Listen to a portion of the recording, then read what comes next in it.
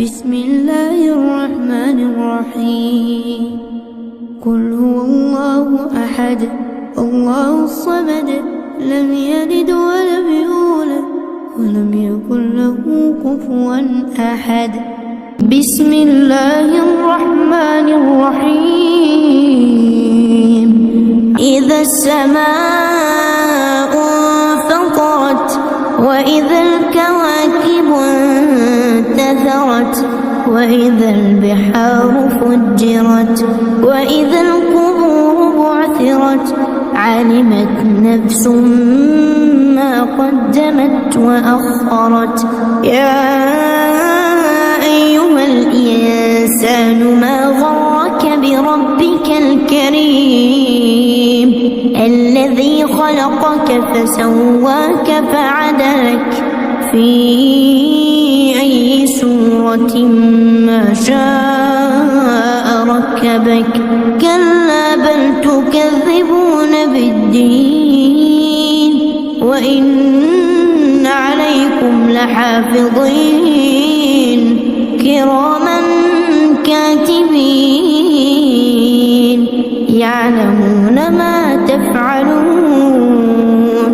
إن الأبرار لفي نعيم وإن الفجار لفي جحيم يصلونها يوم الدين وما هم عنها بغائبين.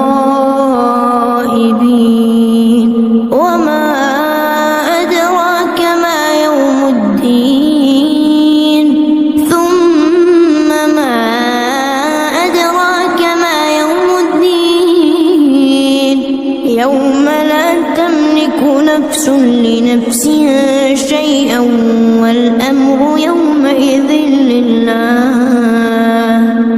ويل للمطففين الذين إذا اكتالوا على الناس يستوفون وإذا كالوهم أو وزنوهم يخسرون. ألا يظن أولئك أنهم مبعوثون ليوم عظيم يوم يقوم الناس لرب العالمين. كلا إن كتاب الفجار لفي سجين وما أدراك ما سجين كتاب مرقوم. ويل يومئذ للمكذبين الذين يكذبون بيوم الدين وما يكذب به إلا كل معتد أثيم. إذا تتلى عليه آياتنا قال أساطير الأولين. كلا بل ران على قلوبهم ما كانوا يكسبون. كلا إنهم عن ربهم يومئذ لمحجوبون. ثم إنهم لصالوا الجحيم ثم يقال هذا الذي كنتم به تكذبون.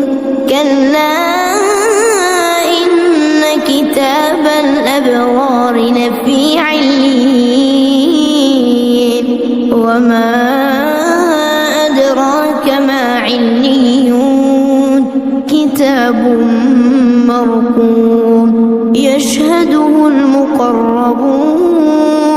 إن الأبرار لفي نعيم على الأرائك ينظرون تعرف في وجوههم نضرة النعيم يسقون من رحيق مختوم ختامه مسك وفي ذلك فليتنافس المتنافسون.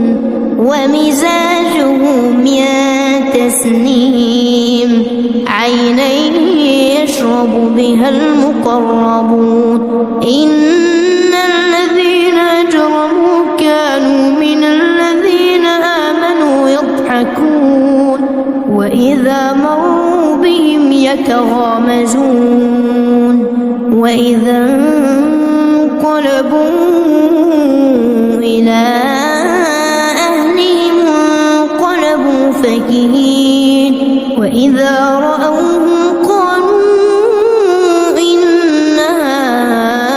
هؤلاء لضالون وما أرسلوا عليهم حافظين فاليوم الذين آمنوا من الكفار يضحكون على الأرائك ينظرون هل ثوب الكفار ما كانوا يفعلون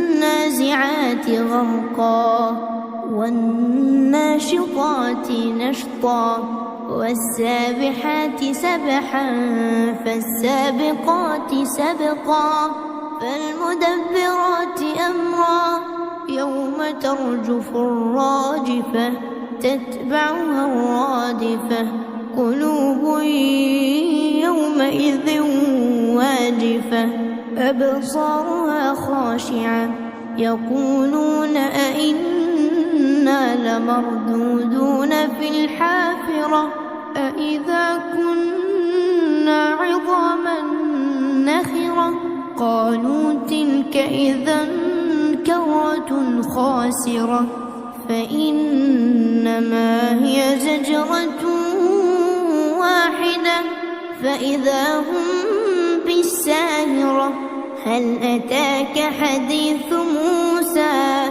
إذ ناداه ربه بالوادي المقدس طوى اذهب إلى فرعون إنه طغى فقل هل لك إلى أن تزكى وأهديك إلى ربك فتخشى فأراه الآية الكبرى فكذب وعصى ثم أدبر يسعى فحشر فنادى فقال أنا ربكم الأعلى فأخذه الله نكال الآخرة والأولى إن في ذلك لعبرة لمن يخشى أأنتم أشد خلقا أم السماء بناها رفع سمكها فسواها وأغطش ليلها وأخرج ضحاها والأرض بعد ذلك دحاها أخرج منها ماءها ومرعاها والجبال أرساها متاعا لكم ولأنعامكم فإذا جاءت الطامة الكبرى يوم يتذكر الإنسان ما سعى وبرزت الجحيم لمن يرى فأما من طغى وآثر الحياة الدنيا فإن الجحيم هي المأوى وأما من خاف مقام ربه ونهى النفس عن الهوى فإن الجنة هي المأوى يسألونك عن الساعة أيان مرساها فيما أنت من ذكراها إلى ربك منتهاها إنما